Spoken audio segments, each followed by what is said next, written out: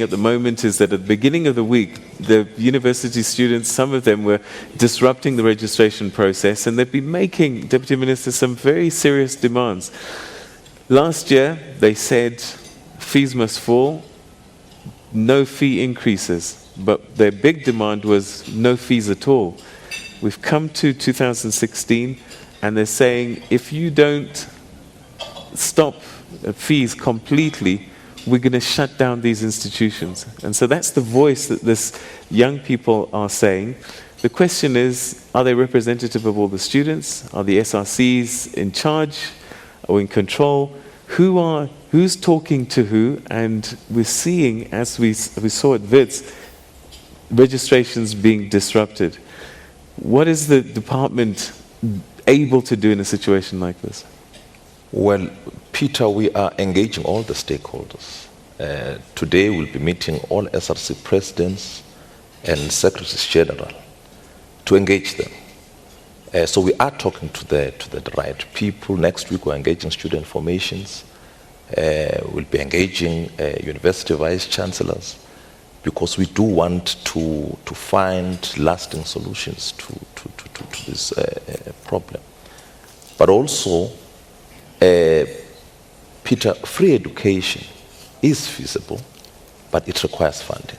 And that is what came out of the report that was produced by Professor Derek Swart after having investigated and toyed around the whole possibility of introducing free education. It's the policy of government.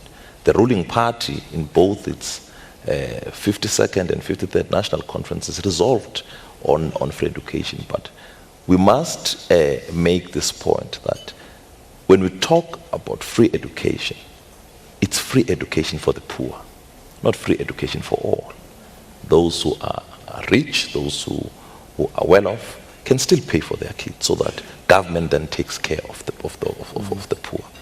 We'll also be engaging business, because we do believe that the private sector has a much bigger role to play in the education of African children. What then becomes their contribution? We know that they issue out bursaries all the time, but we want them to contribute to the education system. And as you know, that the private sector is sitting with a lot of money, and we will be having this conversation. So they will be ongoing. So we want to talk to everyone. Education is a societal issue. It cannot be left to government to deal with it. Of course, we can lead, but all of us must put our hands on the deck and make sure that we find amicable and lasting solutions. So we are engaging. Okay, these students forced your hand last year. They literally, said you are not going to increase fees. And I'm wondering, are they not going to do the same again in the next few weeks? And they say, look, get rid of fees completely. You have a timeline that you're trying to work to. And it seems from the kind of messaging that's coming through is that they're not going to give you time. What are you going to do? Perhaps, Peter, it's time now that we just briefly say, what have we done? It was important for the students to put pressure on government. We have no problem about that. In a way, I can say, people do not know you were talking about what happens behind the scenes in your case.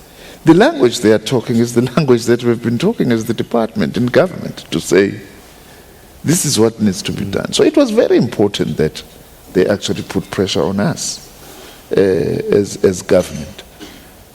How have we responded? Well, firstly, this is government policy. It has been government policy. Secondly, government has been investing hugely in supporting poor students. Mustn't pretend as if nothing has been happening. NSFAS, by the way, since it started, has supported more than 1.5 million students, many of whom would never have seen a door of a university or a college. 50 billion rands has been spent since NSFAS was started. Now, very quickly, what we've done now, partly in response to the students, the money has been raised for no fee increase, okay? The 2.33 billion rand.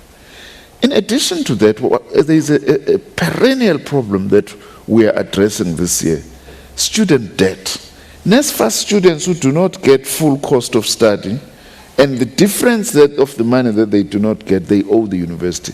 Often they've been excluded because they owe. unless they pay, if they've passed. We've set aside 2 billion rands this year that all NSFAS students who are owing, they're going to be paid for. Of course, it goes to their loan.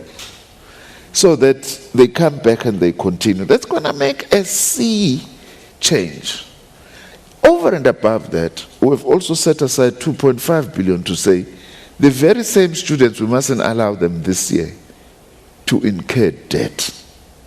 So we're going to give them such that they don't incur. That's 6.9 billion that we've got. It shows we are a caring and a listening government. Fine, partly out of pressure. I suppose that's how societies move forward.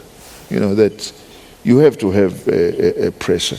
So we believe that with these kinds of interventions, it takes us a long way towards immediate stabilization. But we are not only ending there. The president is likely to be soon announcing the names and the terms of reference of the commission to then look into the modalities of introducing free higher education for the poor. That's another intervention. And we are saying to the students and everybody, let's give that process a chance. Because it can't just be overnight to do this. The other thing then is what we were talking about. Let's then have a process to take forward the summit resolutions on broader transformation. So these are the measures that we believe actually should be providing a basis for very exciting engagement rather than disruption. Okay, just before we go to the audience, there is this missing middle that they're not poor enough to get the NSFAS assistance, but they're certainly not wealthy enough to afford the kinds of fees and the costs that come with tertiary education and college education. Isn't this where the drama is actually taking place? Look, Peter, we are now exploring the possibility of, having a model that will look at funding students, of teachers, of nurses, of policemen, of very junior government officials. And the NSFAS is now seized with a task to, toy around that model so that indeed because it is true, there are those parents who earn, above the threshold, but also they do not earn much to actually afford university fees. So we are looking at that, and I'm sure the commission that will be appointed by the president will also look at this. In fact, I am told that the commission will equally, look at such issues. So we will be making announcements in the future around this matter, but it's a matter that we had already started as a department even before it was raised with the president, to say to NSFAS, let's look at this. What do we put in as a seed funding, as a seed fund rather, to actually support those kids whose parents do not meet the means test, but also are not able to afford university education. By the way, Peter, just quickly, NSFAS is reaching 10 billion rands this year. Okay. And the 6.9 that I'm talking about is not part of this 10 billion. It's additional. Rands. It's in addition. So we are talking of a kitty of about 17 billion rands, jumping from 9.5 billion last year in terms of the amounts of money that government is putting forward. All right. Okay. So what I'm going to do, we're going to go to the floor here, and also you at home on Twitter at Morning Live SABC. I'm particularly interested to hear the voice of the students as well. So please use your Twitter handles. We want to hear what your thoughts are. You've heard what Minister is saying. Be patient, some of you. There's a journey that we're taking place. And for those of you that are actively in protest at the moment, what are your issues? Are you not hearing the promises that are being made? Do you not believe the leadership? We'd like to get your thoughts on that. But let's go to the floor now, and we start with Kedi, who's at the Vaal University of Technology, table number 8. Kedi, where are you? And I'm going to ask 3 of you at one time, and then we'll get responses.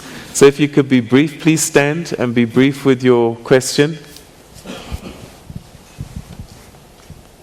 Thank you, Peter. I think the minister has already touched on the first question that we wanted to ask. It was more about the conversion of the debts into bursaries, as it's expected from the student. Right. But now the follow-up question will be, how soon will that funding be provided? The second question is, students expect, like they are fighting for free education. He has already mentioned that the government is busy setting up a commission to look into that. And we are really looking forward to that assistance as a university. Okay, so that's the Vaal University of Technology. Thank you very much. Just the second question, Peter. Yeah. And I think the point that the minister just made, Yeah. Minister, we are extremely happy to hear that the discussion that you talked about regarding the possibility of addressing the issue of free higher education for the poor. That was our second question, because we were talking the whole issue of whether higher education is a public good or higher education Lift is a your public mic. good. Yep. And thank you very much. Okay, all right. Let's go to Archibald Jokazi, table 17. If you could stand up and also be brief, thanks. Thank you very much. Minister, I'm talking on behalf of the community colleges. I would like to know how soon can the community colleges have their own infrastructure, and also how soon will the conditions of service be standardized in the community colleges? Thank you. Okay, thank you very much, Archibald. And then table number 15, we'll find, is it Setuti Tabanelo?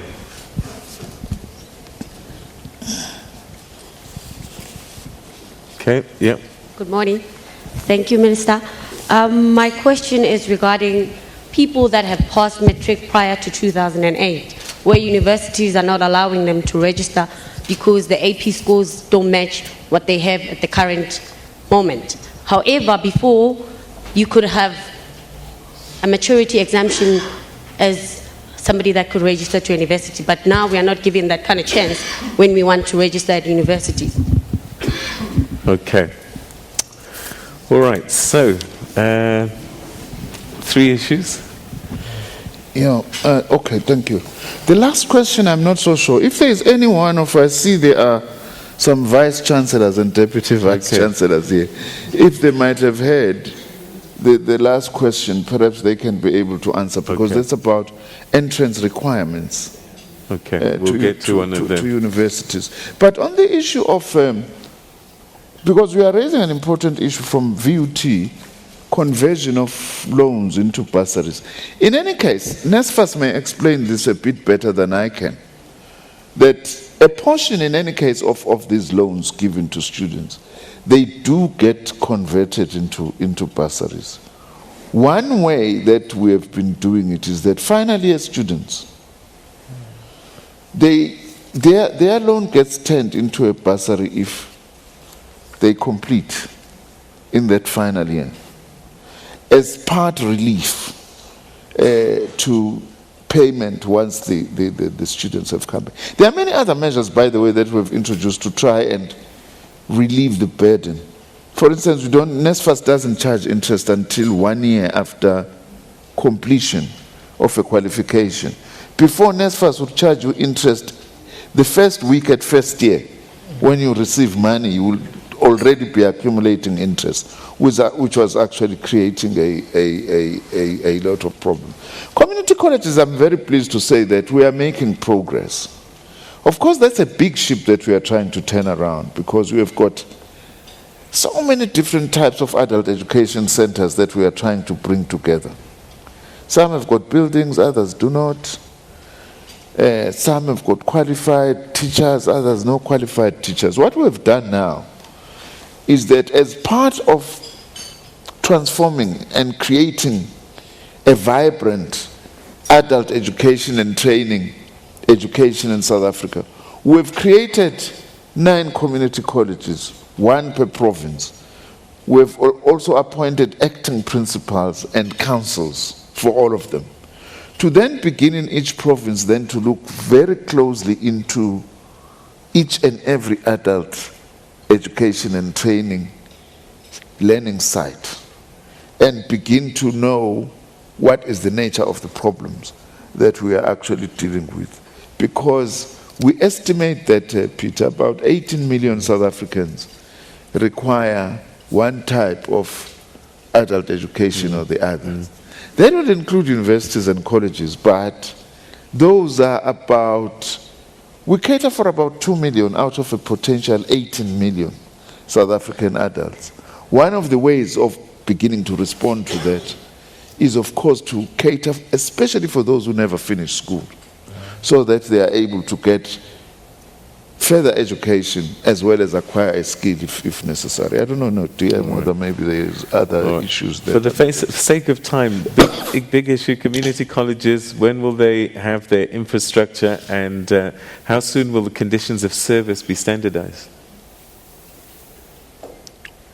Well, we have the pilot sites now, and over the coming years, we will be obviously investing more on infrastructure development so that our community colleges are up and running. But we do have pilot sites now. I'm going to put you under pressure a little bit, because I hear this quite a bit. We are discussing, we are engaging, but never really a commitment to by August 2017, this is what will be done. Can we get some kind of commitment so that, because right now you're going to have a commission to discuss a way forward, but people need to register this week, and that's going to be a challenge for you. So this question here is how soon, not are you doing something about it? How soon? You mean community colleges? Yes. No, we do have plans and deadlines, Peter. They are very clear. For example, the one issue that was being asked about conditions of service, we are starting this year negotiations with the trade union. Right, there you go. In order to standardize. And our target is that hopefully by the end of this year, we should actually have finished, because we need certainty. Right. Who is permanent? Who is not permanent? You know, how many posts are there? Also this year what we are starting with is post-provisioning.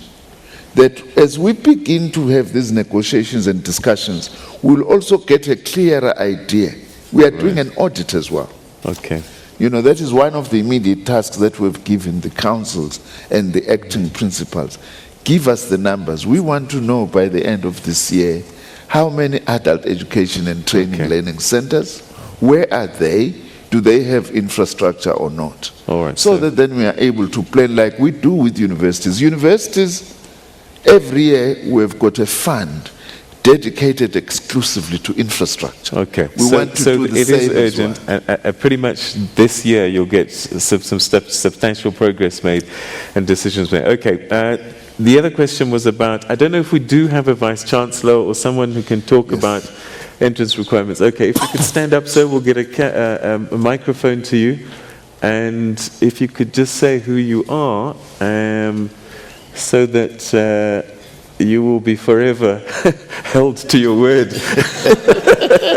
There's a microphone. There's a microphone. All right, so if you could just start by saying who you are, and then, so matric exemptions. I got one of those because I studied A-levels at another school in Zimbabwe, and so that was a useful instrument for us. What is happening now? Thank you very much. My name is Themba Musia.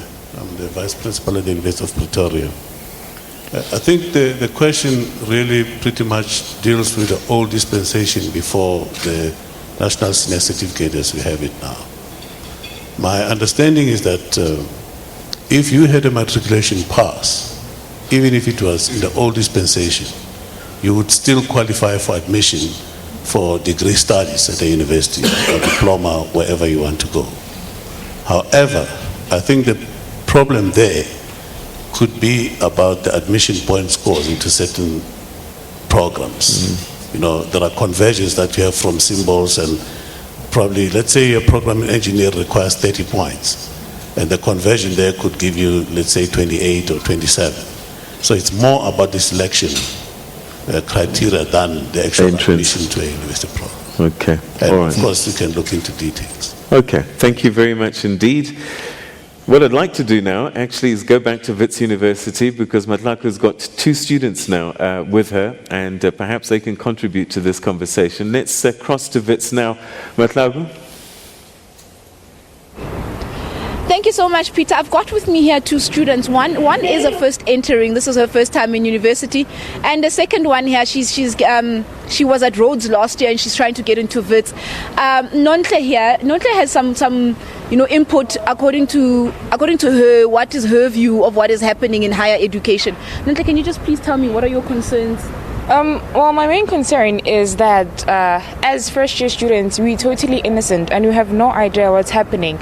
But we find ourselves in a situation where we can't register or we can't get into university. And it's kind of stressful because throughout your matric year, you worked really hard and you struggled. You were staying up late, you were studying, you're trying to get into university. But now you find yourself in a situation like this and you have totally no control over it. As much as you understand their take on how much they also need to finish their education, you also want to start yours. Because at the end of the day, the future of South Africa is with us, the youth. And if we can't better ourselves, then what is South Africa after all? So, yeah. And any questions to the minister as to how this will be resolved? I think the main question that everybody is asking is how this whole thing is going to be resolved. Because at the end of the day, it has to be resolved. If they're going to be extra funding, if they're going to, cut the costs, everything. Because the government itself needs to do its best to keep the situation in control. Because that's what we're asking from it. That's all we need. So yeah. All right. And you, Susie? I attended Rhodes University last year for my first year, and I'm trying to get into Wits. In my experience, I experienced a lot of institutional racism, which is a big problem, especially when we've moved past the whole apartheid era. So if I had a question for the minister, it would be, what are you doing to undo the injustices of the past? Because clearly the whole Rainbow Nation myth is a myth, actually, because there's still a lot of racism, there's still a lot of problems in terms of the education system as a whole. Now, Peter, you hear these 2 students here have serious concerns. One of them is, how is this going to get resolved? She's a first entering student, for example. She wants to know, how is this thing going to be resolved so that she can also join in to her tertiary studies like other students that are protesting that fees must fall. And also the question of institutional racism. Back to you. All right. Mahlako, can I just ask you to pose this question to them just to get a little bit more clarity? This student who says that she's innocent, all she wants to do is register. I'd just like to get a sense from her, is the student body, the SRC, what are they communicating to these students? What are they telling them, and how are they managing it?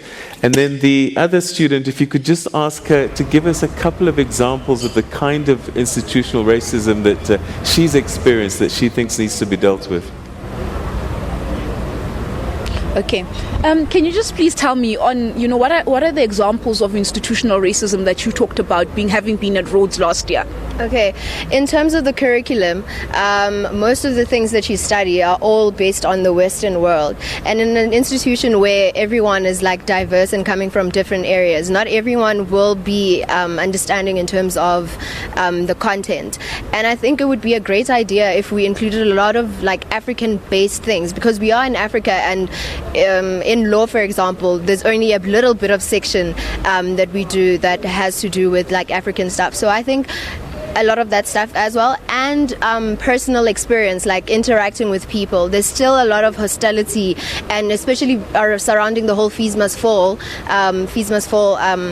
movement. There were a lot of students that felt that people were complaining mostly because they're black and all of that, and it really wasn't about that. We were actually fighting for everyone, and there's this whole misconception that it's actually black students that are poor and past experiences, and I think that misconception has to be undone, and we need to realize that in order to move forward, we actually have to move together and work together to achieve what we're trying to achieve.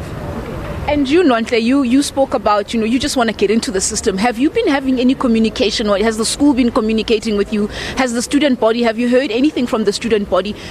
Well, Wits has kept a very good communication with me. When the strike started, they had sent me an email and told me that I could register online because of everything that was happening.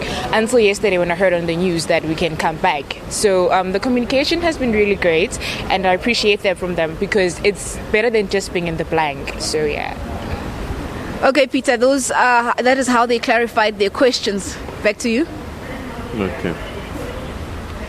Okay, Matlako, thank you very much indeed. Okay, so we've got a sense of what they're feeling, and some of the issues you already raised earlier on, this institutional racism, the curriculum, and this hostility. And I guess this is, sort of a microcosm of society at large generally, is they're feeling what general society is feeling. But also, I guess the other side of this coin is that poor students are white as well. It's not just black students that are poor and need funding and assistance. Are they getting it?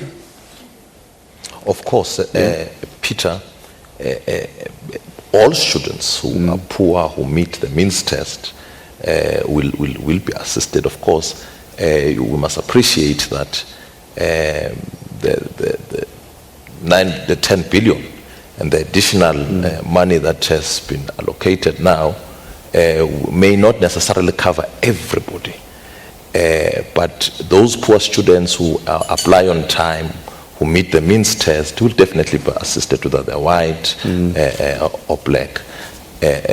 Safe to say, Peter, we do, and we take note of what the student was saying, that we are innocent, we want to come in, we want to register and all of that. We want to appeal to the students to isolate those individuals whose aim really is to disrupt, because they are innocent students who want to study. They were part, of course, of the Fees Must Fall campaign last year, that we are saying no to 0% fee increment, and government came out, the leader of government, the president, made an announcement and further committed government to say we'll be establishing now a commission that will look at all the other issues, historic debt, what others call black debt, issues of free higher education and so forth. So let's allow this process to unfold, and we do again appeal to students to give us reasonable time frames to respond to that. And those that don't, are we going to see police at campuses again? Well, it's not ideal to see police. No one really wants to see police in campuses. We want our campuses to be peaceful. But where there is threat or actual acts of violence and vandalism, we have no choice. We have to call the police. In fact, the problem that we have to stamp out, is that some elements want to use this legitimate student protest for other agendas. And when they do not get their way, they use violence to try and draw attention or to try and intimidate everybody. I think as South African society, all of us, we should say no to violence, no to vandalism, to destruction of property. It's very important that we say. By the way, Peter, another thing that we must say that I did not say, I think which relates to some of the issues that have been raised, is that all NSFAS students are not going to pay any upfront payment whatsoever as the year starts. Right. And universities, we are talking 205,000 students who constitute just about 20% of the entire university population. Again, I keep coming to this missing middle, because I've got a sense that this is where the issues are going to be. What do they do with registration fees? If they can't afford them, they're going to get excluded. What do they do? What's happening at the moment, of course, we are very sympathetic to that. That's why also we are speeding up this issue of investigating modalities of doing that. But I must say I'm very pleased that some universities are beginning to do something about that. Some of them have set aside some money for the missing middle so that students can come and negotiate. If they can really assess that there is a real difficulty but the student doesn't qualify for NSFAS, they are able to do that. Unfortunately, it's not all universities, because some of the universities are very poor. But I know that a number of universities are actually doing that. That is why it is urgent that we find ways and means of addressing this problem. Okay. But also, Peter, just on that one, some of the universities have agreed to get into some form of payment agreements with the students. The period has been extended to March that come in, and then there will be a payment plan that will be put in place. I know VET is one of those universities, UJ, and of course there could be other universities coming on board, just to put a payment plan on how you are going to go about over a period of time to actually pay. But for now, you are not going to be blocked. And as I'm saying, it's not all the universities. Okay. I'm going to get a word from the CEO of NSFAS just now, but I'd like to speak to somebody who's in university administration. I don't know if we've got, I think there was somebody put a hand up over there. If you could just stand up and get a microphone, because what I'd like to get is a sense of how difficult it is for the universities, because one of the things that are piling up in your financial statements is student debt. And you've got to run an institution, and if the kids are not paying or unable to pay, how do you continue to run these institutions? I don't know if there's a gentleman on this table over there, if you could stand up. Earlier, is there anyone from who can run a, yeah, okay. Yeah, so your financial statements have got this huge figure, student debt, and you can't run a university with debt. Thank you very much. My name is Les Kutsia. I'm the CFO at the Vaal University of Technology. We did an analysis across all the universities, and what we found was that we at the Vaal actually had the worst problem out of all universities in terms of student debt. The reason for this is because previous councils had agreed what they called concessions. So students could come along and register without really taking into account how they were going to pay that. During last year, we turned that around a bit. We set up complete policies to say that, exactly as the Deputy Minister said, is to set up payment plans, surety, and we changed the process whereby students weren't signing for themselves. They had to come in with their parents, and the parents actually stood surety for them. So what we are doing now, even with this year, we are one of the lucky ones that haven't yet had a problem. And we are not saying that there's no first payment. There is a first payment when students come. We've dropped it. We've made it more affordable to students. But the critical issue is to say that we need to engage not with the students directly, but when there's a problem with debt, we have a separate committee that deals with that. So we look at it on a case-by-case basis. So for last year, we met with a total of 400 students just to sort that problem out.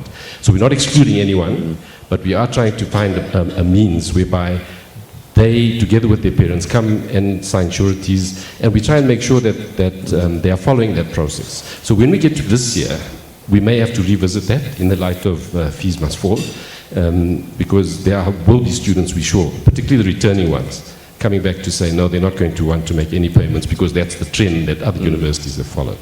So basically, I like what the Minister said. He was talking about the poor students. Those are the ones that the NSFAS space. Yes, okay. That's where we need to draw the line. Who are the poor students? Who are not? Who can afford? And we need to make sure that those that can afford actually do contribute. So that is what we are doing. All right, thank you very much indeed. Okay, if we can get a microphone to the CEO of NSFAS, if you could stand up, sir, we'll get a microphone to you. And what I'd like to know from you is, one of the challenges that we have is you come into university year one, and you've got funding, and it's all great, everybody's happy. The problem starts to arise. A lot of our students are not making it past first year, and they start carrying subjects and start repeating, and at that point, the funding thing becomes an issue again, but they still owe what they came into year one with. How does NSFAS deal with this particular challenge where student is not passing, but you're funding, or at some point you've got to cut it off, don't you? Good morning. Thanks, Peter. Indeed, we don't fund students in perpetuity. We don't fund professional students. We do, however, as NSFAS, make provision for the fact that some students come to universities underprepared, and they may fail subjects in the course of their studies.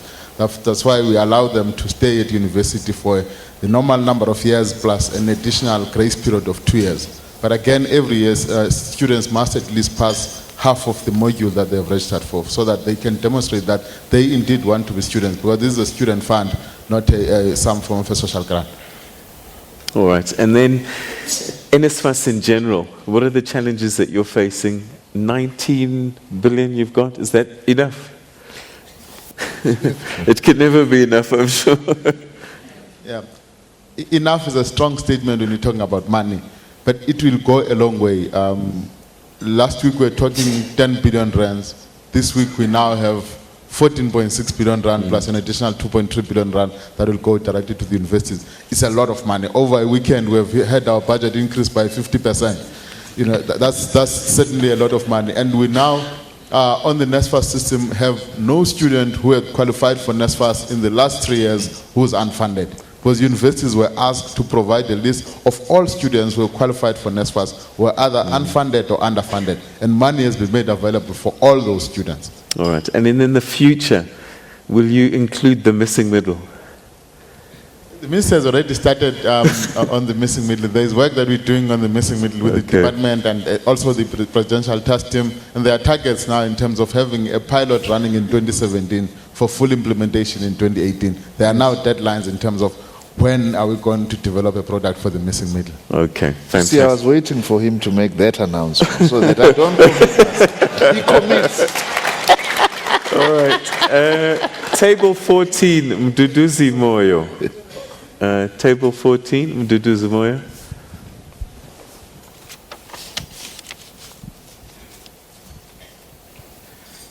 Thank you very much, Peter. Minister Blade Nzimande, why private nursing colleges are being blocked by Department of Health to be accredited for new nursing qualifications? Is it because you have proposed to reopen community nursing colleges that were closed post-apartheid, or because you want to do away with private nursing providers? I'm saying this because as Mpilo Royal College, we have followed all the protocols in all provinces, and the Department of Health is not opening up. But what we only hear from them is that the private providers are misusing state resources, and we contribute nothing. And in addition to that, the treasurer did not allocate funds for private providers. And then the second question is, in a proposed new SETA landscape, we do not see private providers. So where do private providers fit in a new SETA landscape? Thank you. Okay, all right. Should we deal with that quickly? Why are private nursing colleges being blocked by the department from being accredited? As I said, Peter, you know, ministers have a choice not to answer difficult questions. So can I hand over that question to the DG, or he can allocate someone to quickly answer that? Okay. DG Gwebs.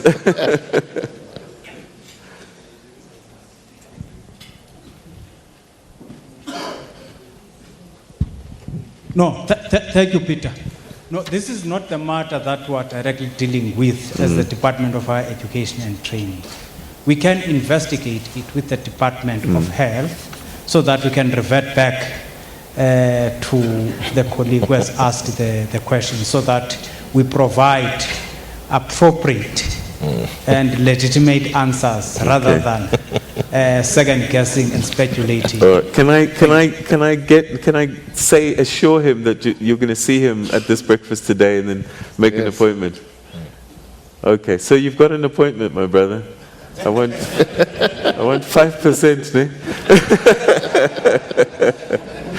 All right, and then so you'll deal with the second question as well. This new proposed SETA landscape. Where do private training providers fit in? Okay, all right. Table number 20. I can't read your first name, surname SABC. If you could stand up and just say your name. Thank you. My name is Melis Bisi. Okay.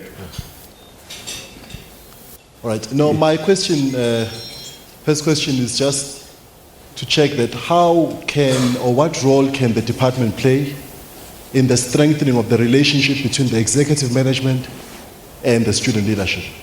Because I think at the crux of all these kind of challenges that are taking place in tertiary institutions, that relationship, once it's managed properly, it can elevate, it can deal with a lot of challenges. And then the second question would be... We don't have time, unfortunately. Yeah, if I could just leave it at that one question, and then the other one, if you can try and grab the minister as he's walking off the stage. Just grab him quickly. The other person, table 23, Notolo Katlana.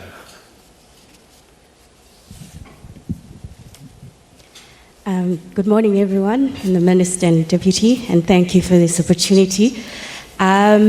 We'd just like to the Minister to shed light for us on which funding options the department is investigating to offer free education should the students really bring the country to a standstill again. Are we looking into increasing corporate tax, which won't go down very well with most South Africans? Or is there a skills levy type of funding that is being explored? There's a general feeling that there's a lot of money in the system. We just need to prioritize better. So we would love to get more information on that. Thank you. All right, so let's deal with those two issues. The first one, the relationship between the student bodies and management of the universities. How can we improve that? And then as at the back of that, are we sure that the student body representatives are fully representing these students? Because I've got a sense, and I saw from last year, there seem to be some renegades, bodies or people that are just doing their own thing. You want to start? No, thanks, Peter. Peter, looks, SRCs are expected to represent students. And of course, in the process of leading, there will be people who would want to or rather would not want to recognize the SRC, do their own things and all of that. But they are expected to provide leadership at institutions of higher learning. Of course, as a department, we have been appealing to university vice-chancellors because we do meet with them from time to time. We do meet with university SRCs to say there has to be a greater sense that you are talking to one another. You know, you don't have to agree on everything. And we'll continue doing this. We'll continue mediating, of course, when they reach a stalemate. But we do encourage them to talk to one another, to find solutions. You know, we don't have to come in as government, as a department, every time there's a problem at the university. The university management and the student representative council have got to meet, have got to talk about these things that really affect them and come to some form of amicable solution. But as I'm saying, we are more than willing, and we've always done this, to mediate whenever they reach a stalemate and all of that.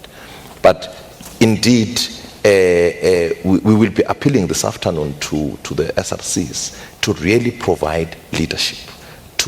And leadership comes with responsibility. They have to take very difficult decisions. They do not have to take decisions that will, present them as good leaders to the students. They have to take very hard decisions, even if the students really want to revolt against this, but they have to look at the future and all of that. So we will be doing that this afternoon. All right, and then the other thing is, if because we're already doing deferred exams at the moment because of the consequences of the actions last time.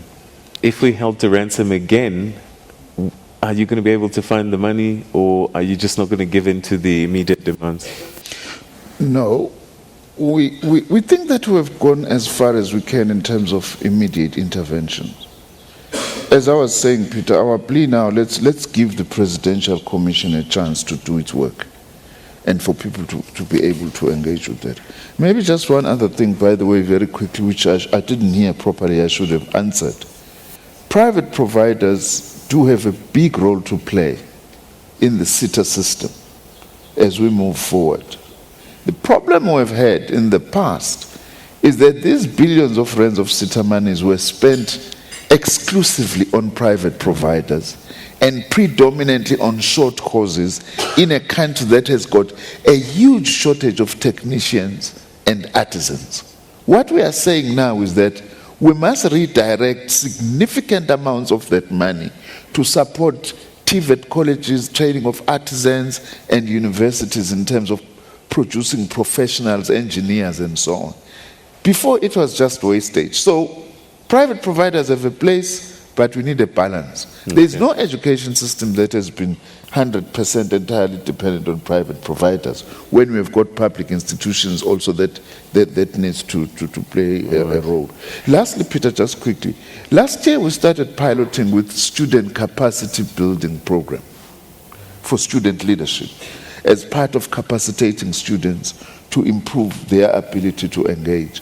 We are also piloting, Dr. Parker, if I'm not mistaken, with an interesting doctoral program offered by Bath University in the UK on university management. It's a doctoral degree which is aimed at university managers to actually improve. We are engaging with them to see if we can't also begin to include something like that.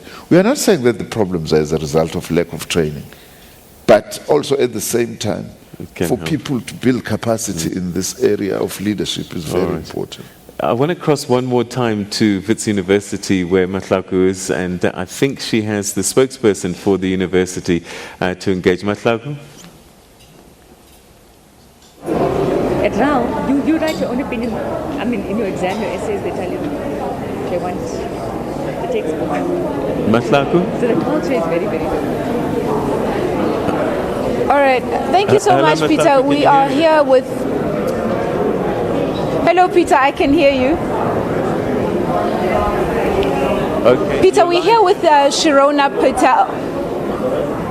Peter, we're here with Sharona Patel. She is the spokesperson for Wits University. Sharona, can you just please tell us, we know that registrations commenced yesterday. How many students have you registered? And today we see the numbers are out here, the queues are long. Thank you. Yes, so we've registered throughout the week. We did have some disruptions on Monday, but since Tuesday up until today, you can see that the queues are long. People are waiting to register. We also have significant amounts of people registering online as well as telephonically. We believe that the small protest on Monday did have some impact on registration, but we believe that we've made up for it throughout this week. We are encouraging students who haven't registered yet, particularly first years, to please come through to Wits if they need face-to-face registration, to go online or to call this number 011-717-1888 and they will be registered. Today we're registering for Commerce Law and Management. Tomorrow we'll be registering for the Faculty of Humanities. From next week, returning students start to register. We're asking as far as possible where people can do so online that they should do so, but they're welcome to come in. We do have a heightened security presence on campus, and it has been like that for this week. We will keep that presence throughout the registration process. We do believe that with the small group of students that were protesting, now that they've been evicted from the Senate House concourse, we have had peaceful days thus far. We are also engaging with the SRC, and we are hopeful that all these matters will be resolved before the end of the week.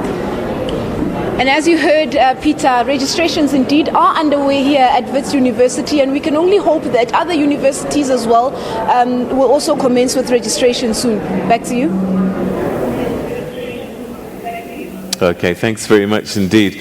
Now, one of the issues that came up last year, and I'm not sure how you're going to deal with it because we're seeing it playing out at UNISA now, is this issue of outsourcing. I mean, there seems to be separate conversations, but they're getting all put into one basket. How are you dealing with that, Minister? Well, I just had a discussion day before yesterday with the chairperson of the Vice Chancellors Association, that's called now Universities South Africa. I don't want to call it by its acronym because it doesn't sound great. Universities South Africa.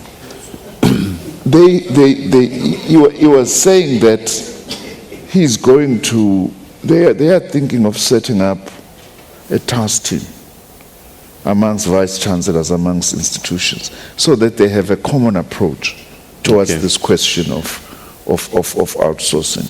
I must place it for the record. I'm very excited about this idea of insourcing, because in many of these outsourcing arrangements, workers really get a very raw deal. All right, okay, that's another conversation. Hopefully we'll get the Department of Labour to help us with that one. But let's go to Tsepo Ngobo, table number 1. If you could ask your question very quickly and I'll get quick responses for you. Tsepo Ngobo. Thank you, Peter. I'm Tsepo Ngobo from TVET College. My question is around the outstanding Report 191 results. And I think just to cut to the chase, I just want to find out from the Minister, when are we divorcing SETA? Because this marriage is not working for us. We will be registering students for a maximum of about 8 subjects this year in Report 191, where they might be writing 8 subjects. And it might even delay their bursary application as they are still waiting for their outstanding results. Thank you. All right, so you want a divorce. Okay, Mark Farlane Mweli, table 12. Okay. Good morning. Good morning, Peter, and the Minister, as well as the Deputy Minister. My question relates to the issue of maths and science. There's a huge program that has been run by the Deputy Minister called the Decade of the Artisan, where we're trying to create artisans in this country, but there's a huge correlation between maths and science.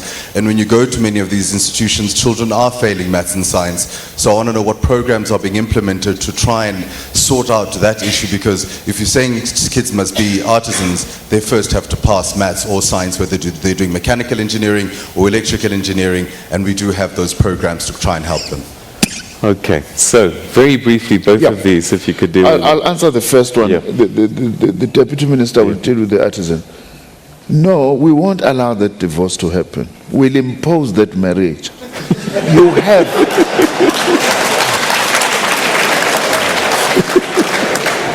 The relationship between the SETAs and the TVET colleges is absolutely fundamental in terms of skills development.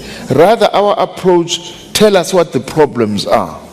If you say we've run out of love, we will recreate, go and find that love and have a renewed love relationship.